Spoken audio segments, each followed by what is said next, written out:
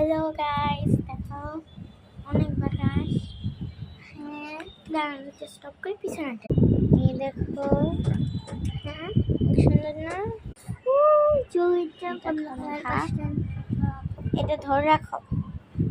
দেখো এর উপরে কাজ চলতেছে, তো এই যে দড়ি। অনেক বাতাস, এত বাতাস। আর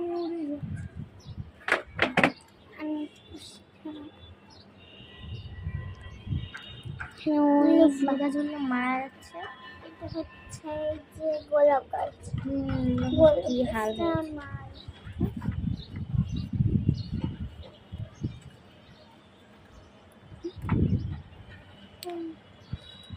ওই দিকে বেশি বাতাস,